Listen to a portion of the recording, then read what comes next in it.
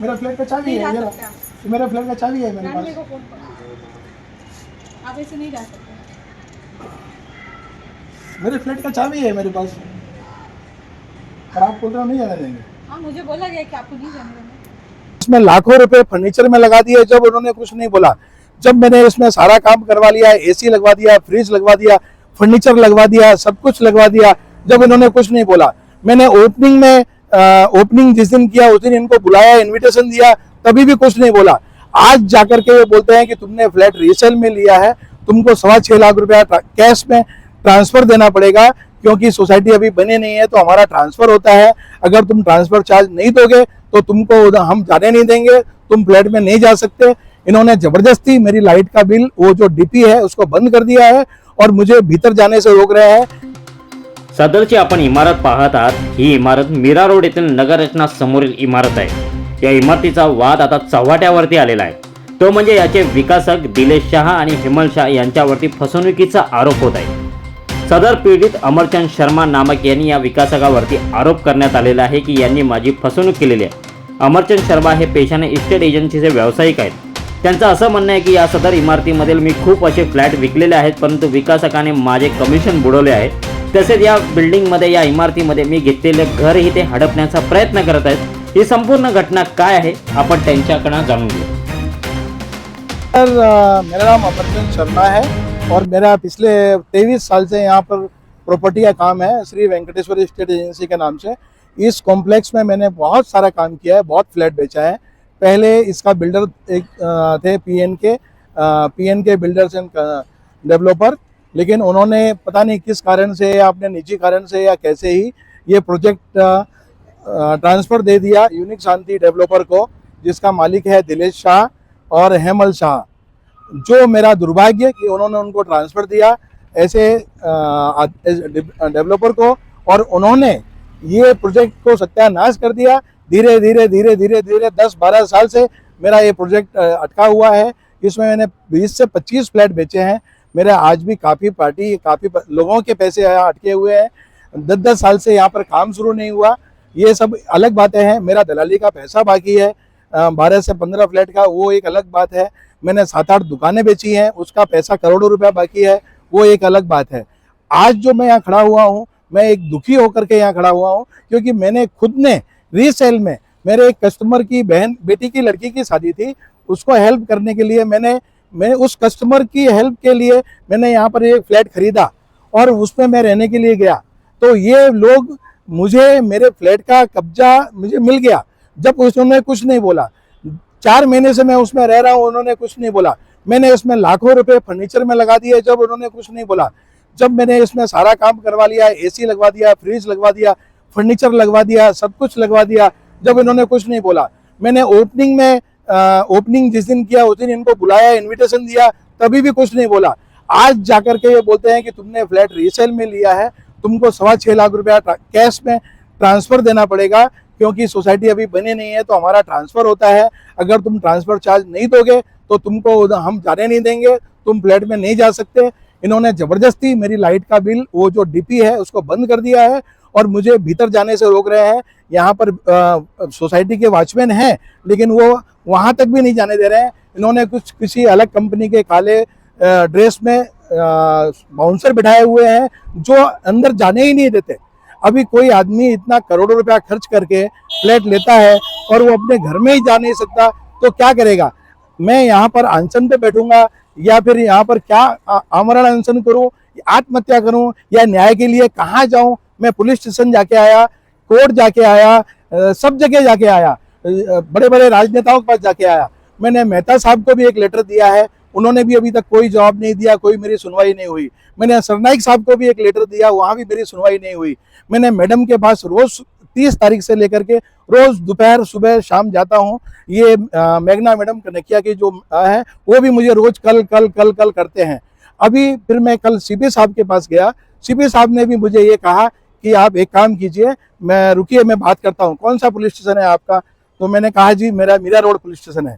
तो मेरे सामने उन्होंने मीरा रोड पुलिस स्टेशन में फ़ोन लगाया और मेरे सामने कहा कि भाई इनको इनके फ्लैट का इन्होंने पूरा पैसा चुका दिया है 62 लाख रुपए, और जो इन्होंने व्यवहार पूरा कर दिया है, इनके पास पोजीशन लेटर है, तो इनको उनके फ्लैट की चाबी दो और इनका काम करने दो। ये मैं अभी इनको भेज रहा हूँ। यहाँ आने के बाद में फिर मैं यहाँ गया तो उन्होंने कहा कि जाओ सीपी साहब से ले लो। ऐसा ऐसा यहाँ पर नंगा नाच मचा रखा है।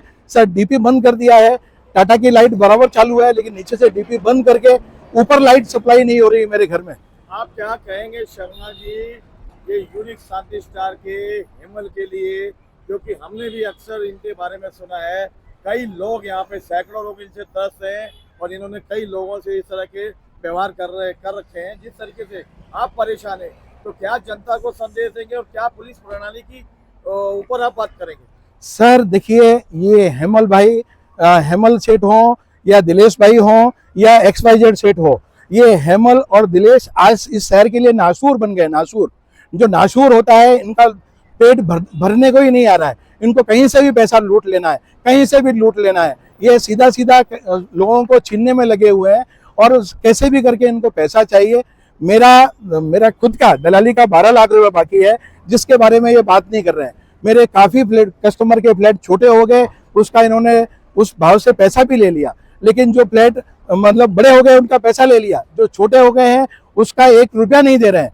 बस लूटना है, लूटना है, लूटना है।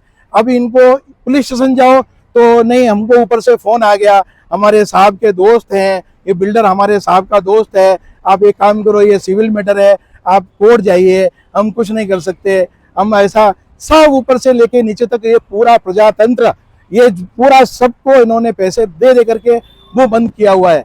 सर कोई कुछ नहीं बोल रहा है। आज 6 महीने के बाद में सोसाइटी बनाना चाहिए, तो आज तक इनकी सोसाइटी नहीं बनी। इनका 4 साल में, 3 साल में इनकी बिल्डिंग रेडी होनी चाहिए, आज तक उसका कुछ नहीं हुआ। 10-10 साल से लोग यहाँ पर पड़े हुए हैं, उसका कुछ नहीं हुआ। अभी जब मैं सुनता था इनके बारे में, लेकिन आज जब मेरे ऊपर बीत रही है तो मुझे पता चला है कि ये कितने पैसे के लालची है और कितने इनको पैसों की भूख है, पता नहीं क्या है। अगर ये जो मुझे कुछ लिख करके दें कि इतना पैसा देना है, इतना पैसा आपका निकलता है, तो मैं देने को तैयार हूँ, लेकिन इनको कैश चाहिए, सिर्फ लूटना है, GST की चोरी करनी है, लोगों से कैश में व्यवहार कर लेना है, लोगों को डायरिया बना के दे देनी है और उसको बचा लेना है। शर्मा जी मुझे बताइए, बिना ओसी के भी ये पोजीशन दे देते हैं।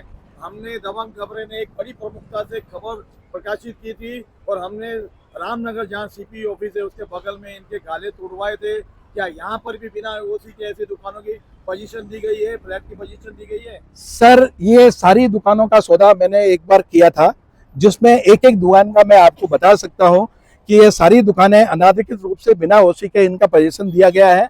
मैंने नगर पालिका में RTI डाला, नगर पालिका से मुझे राइटिंग में लेटर आया कि हाँ हमने ओसी नहीं दिया है, फिर भी इन्होंने पोजीशन दे दिया। मैंने चीफ मिनिस्टर को, कलेक्टर को, इवन हाई कोर्ट को, सबको मेरे पास सबका लेटर है राइटिंग में, और सब कमिश्नर के पास है। कमिश्नर ने राइटिंग में मुझे लेटर दिया है कि हाँ इसकी ओसी नहीं आई और ये सब के सब मिला हुआ है। ये सब कमिश्नर की छत्र छाया में या पुलिस की छत्र छाया में या सरकार की छत्र छाया में सब मिलकर के सरकार को चूना लगा रहे हैं, पब्लिक को उल्लू बना रहे हैं, पब्लिक को लूट रहे हैं। आपको क्या चाहिए? मेरे पास राइटिंग में लेटर है। जनता को क्या संदेश देंगे? जनता को क्या संदेश देंगे कि इन चोरों से बच के रहिए और आगे जो व्यवहार किया है उससे कैसे करके निकलना है वो जनता को देखना है, मुझे कैसे निकलना है वो मुझे देखना है। मैं यहाँ पर अर्धनग्न आंदोलन करूंगा या आमरण अनशन करूंगा, उसके लिए मैं कोर्ट में जाऊंगा, कोर्ट में से परमिशन लूंगा, जो नियम से होगा वो मैं करूंगा। लेकिन जी आपको बीच में रोक रहा हूँ, इस तरीके से किसी का बिजली और पानी कट नहीं कर सकते, नेसेसिटी चीजों में आती है, और आपकी लाइट बिना परमिशन के कट कर दी, डीपी निकाल दिया, तो पुलिस इसमें संज्ञान क्यों नहीं ले रही? सर ये मैं 25 साल से 20 साल से जब से जन्म लिया है सुनता आ रहा हूँ कि कोई कट नहीं कर सकता, कोई कट नहीं कर सकता, लेकिन कट किया है ना, मेरा कट किया है। मैं जानता हूँ कि 30 दिन से बिना लाइट के मैं कैसे रह रहा हूँ। मेरी पत्नी डायबिटिक है, बीमार है, उसको रोज ऑक्सीजन देना पड़ता है, उसके लिए मुझे तकलीफ है कि बिना लाइट के मैं कैसे जीवन जी रहा हूँ। और लोग जो बोलते हैं कि नहीं कर सकते, क्या नहीं कर सकते, क्या नहीं कर सकते, किया है, ये मैं भुगत हुए किया है, मेरे सामने किया है और आंखों की आपके सामने किया है। आप चलिए मेरे घर में, अभी भी अंधेरा पड़ा है, अभी भी लाइट नहीं है, अभी भी अंधेरा पड़ा है। क्या कौन कहता है कि बिना लाइट नहीं कर सकते? नंगे और ताकतवर और गुंडे कुछ भी कर सकते हैं इस हिंदुस्तान में। यहाँ पर कोई किसी का कोई कानून नहीं है। जो कानून है वो छोटे लोगों के लिए है, जो कानून है वो गरीब आदमी के लिए है, जो कानून है वो छोटी जनता के लिए है। इन नंगों को, इन गुंडों के लिए कोई कानून नहीं है, कोई पुलिस सुनवाई नहीं करती, कोई कुछ नहीं कर सकता। अगर सुनवाई होती है तो मेरा लाइट चालू करो, मैंने जो कुछ किया है मेरा लाइट तो चालू करो आप। मैं समझता हूँ कि क्या कर रहा है, लेकिन मेरा लाइट चालू करो।